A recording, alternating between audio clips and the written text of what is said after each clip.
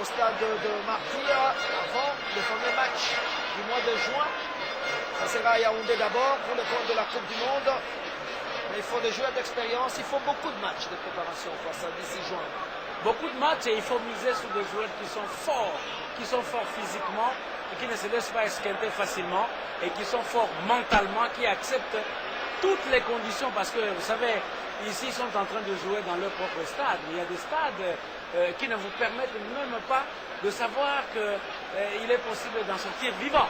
Et donc, il faut que les joueurs congolais s'y habituent. Maintenant, le Cameroun vient de passer en tête, enfin pour ce match, parce que jusque-là, c'est eux qui menaient au score. Maintenant, le Cameroun a pris la tête et vous allez voir de quelle manière le Cameroun va essayer de gérer le temps qui reste. Mais nous allons voir la capacité aussi des joueurs congolais de savoir débrouiller les choses. Il reste 7 minutes de jeu. Moussadam est parti, il faut alimenter les attaquants. Le ballon récupéré par Kalipika Djoko. Qu'est-ce qu'il va faire? C'est pas un bon doublé, il est passé.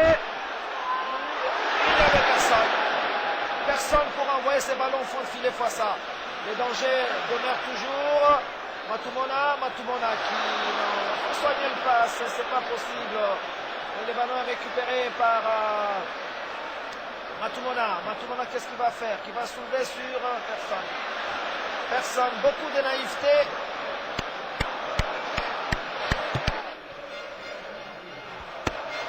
Ah oui, alors que le changement effectué par Claude Leroy en remplaçant Cholola par Mangola, j'espère va apporter quelque chose au sein de cette équipe.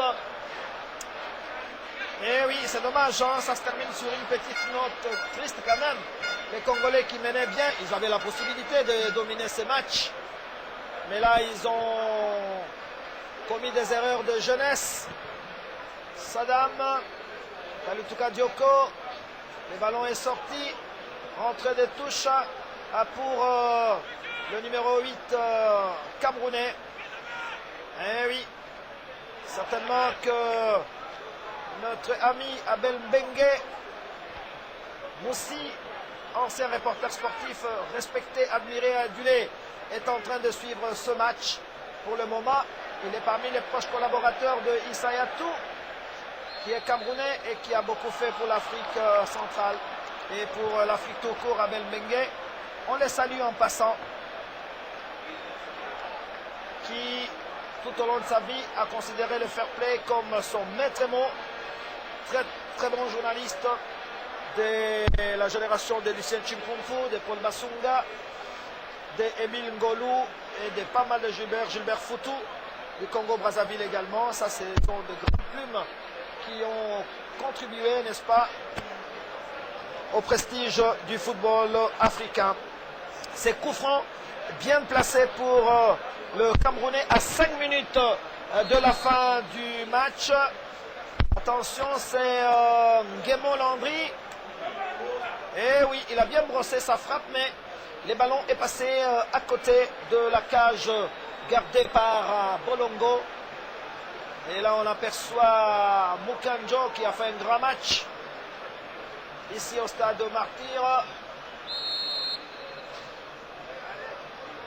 Et là, c'est un coup franc pour les Congolais.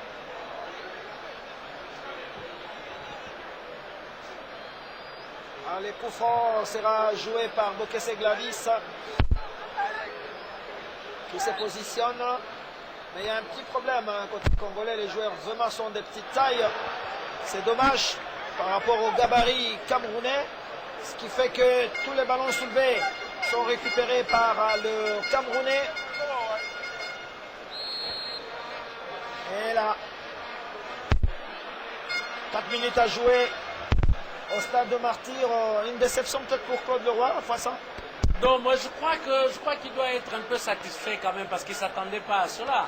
Parce que avoir les ambitions qui étaient celles du Cameroun, par rapport à la manière dont le Cameroun s'est engagé dans cette compétition, le Cameroun qui venait de flanquer 5 buts à 0 à l'île Maurice, le Cameroun continue de rêver avec la capacité peut-être d'aller, en engrangeant 3 points à Kinshasa, d'arriver jusqu'à 8 ou à 9 points. Mais il me semble que aujourd'hui les calculs sont déjoués par le point qui sont glanés par les équipes, notamment du groupe K et les autres équipes qui sont allées au-delà des 10 points que le Cameroun n'a pas réussi à franchir. On ne voit pas maintenant Mputu Trésor, il a disparu un peu dans cette deuxième mi-temps face à. Il vient de tenter une passe pour Matumona, mais Matumona a toujours un côté, je dirais, spectaculaire, et par moments ça devient une faiblesse parce que ça le gêne. Et par moments il ne peut pas exploiter à bon escient les ballons, et cela a été à la base, je dirais, ça a été à la base de buts plus ou moins manqué par le fait d'avoir sous-estimé soit la position du coéquipier, soit la position de l'adversaire. Oui, les viennent face à face avec un changement. Ah oui, là il y a Choupo qui cède sa place à Nunkei. Nunkei, il est numéro 15, l'occasion pour Clemente de tester quelques jeunes joueurs. En tout cas, il lui donne 2-3 minutes de la fin du match. Question de le mettre dans l'ambiance de l'équipe. Attention face à. Ah oui, stoppé, bien joué ce ballon par Ilongo Sadam. Il faut repartir, il faut plutôt apporter les dangers dans les camps camerounais. Deo Kanda, qu'est-ce qu'il va faire Deo? Ballon récupéré au milieu du terrain pour Ilongo Sadam. Ilongo Sadam qui va soulever pour Mputu Trésor en position de hors-jeu. Position de hors-jeu pour l'équipe du Cameroun. Et Kameni n'est pas pressé. Il gère le temps, il gère le chrono maintenant, le joueur camerounais. Lui, il a l'expérience aussi. Ça fait combien de Coupes d'Afrique des Nations a-t-il gagné avec l'équipe du Cameroun? C'est un gardien expérimenté et il a même gagné une médaille olympique avec Samuel Eto'o aux Jeux Olympiques. Donc c'est quelqu'un qui sait comment gérer le temps. Maintenant, il sait plus ou moins que la RDC ne reviendra pas à la hauteur du Cameroun. Et donc c'est un match qui a été plaisant, c'est un match intéressant, même si les deux équipes ne peuvent pas aller à Malabo ou à Libreville, mais c'est un match qui plus ou moins nous montre le niveau de talents qui sont disponibles et qui peut donner à Claude Leroy le temps de comprendre par où commencer et par où aller et par où passer pour reconstruire une équipe digne de ce nom. 4 minutes de temps additionnel ici au stade de Martyr, mais la balance est en train de pencher du côté camerounais sur l'ensemble des résultats, puisque là c'est le 9e face à face en Cannes, en tout cas entre les deux équipes. Et maintenant, en menant au score, le Cameroun a 5 victoires et la République du Congo 2 victoires, 2 matchs nuls. Et maintenant, attention, à côté. Donc 5 victoires pour le Camerounais, 2 victoires pour la République démocratique du Congo et 2 matchs nuls. Donc le Cameroun reste toujours supérieur à la République démocratique du Congo.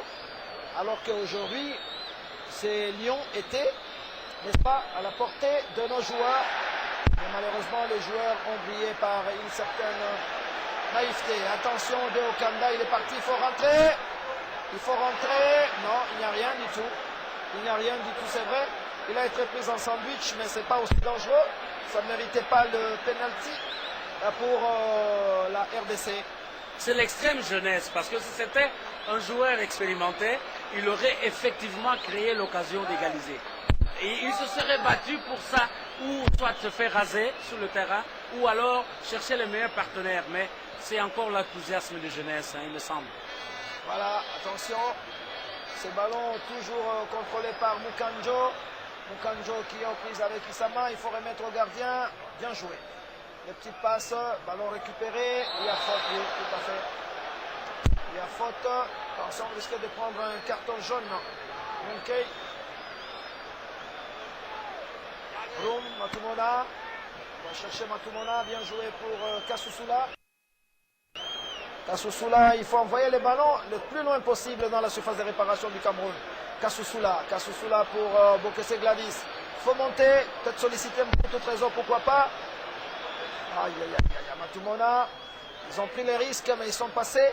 Kasusula pour Deo Kanda. Ça, c'est des ballons dangereux. C'est dangereux, ça. Hein. Une mauvaise passe. Et ça a permis aux Camerounais de repartir, de bénéficier d'une faute, d'un coup franc tout à fait justifié. Beaucoup d'erreurs de jeunesse. Bon, j'espère que dans 5 mois, on aura une équipe solide. Mais en tout cas, dans 1 mois, il faut jouer au Swaziland pour le premier tour des éliminatoires de la Coupe du Monde. Il faut apporter quelques réglages d'ici le match du Swaziland. Oui, comme pour dire qu'il ne suffisait pas tout simplement de faire face au Cameroun, mais qu'il faut plutôt croire à la mise en place d'une équipe digne de ce nom et qui doit aller matcher le Swaziland en aller-retour. Et vous savez que ce match, les 2 matchs seront séparés par 4 ou 5 jours tout simplement. Et donc cela suppose qu'il faut déjà maintenant croire en une équipe et non continuer à faire des essais et erreurs. Et bon, si l'entraîneur est conscient, les joueurs doivent l'être aussi. Voilà, face à, on va voir, c'est pas encore fini. Il reste quelques minutes à jouer. Saddam. Ah oui, l'arbitre les joué, passe attention. Ah oui, très bien frappé par Nguemo Landry. Et ce ballon est passé légèrement au-dessus de la cage gardée par Bolongo. Ah, c'était une très belle frappe, hein, mais qui est passée à côté. Il ne reste plus beaucoup de temps dans ce match. 1 minute pour le temps additionnel. Isama qui remet au gardien Bolongo. Et c'est terminé, voilà. Moi, ça c'est terminé. Ici au stade de Martyr, 3 pour le Camerounais et 2 pour le Congolais. Mais c'était un match plaisant qui va apporter quelque chose et qu'on devra faire de réglage. Ben oui, c'est un match pour lequel les Camerounais sont plus ou moins contents parce que pour les Camerounais, il fallait absolument venir confirmer la suprématie parce que le match nul concédé par le Cameroun à Garoua était considéré par le Cameroun comme une offense sur son propre terrain et il fallait que le Cameroun prenne sa revanche. Bon, le Cameroun a pris sa revanche, mais le match dans l'ensemble a été d'un très bon niveau et du côté camerounais, ça donne un peu du baume. Un peu de bombe plutôt, je voulais dire, parce que le Cameroun rentre en élection présidentielle ce dimanche, donc dans 48 heures. Et comme je disais, pour le président Biya, qui est en train de chercher un nouveau mandat, c'était, comme on l'a souvent considéré comme un entraîneur caché, ça devait être un moment à associer à sa campagne politique. Et je crois que les joueurs étaient conscients, d'autant plus que vous savez, toutes les équipes nationales sont souvent prises en charge par le gouvernement. Merci Fassa, merci à l'ensemble de nos téléspectateurs. Nous remettons l'antenne à la RTNC. Merci, bonne soirée, au revoir.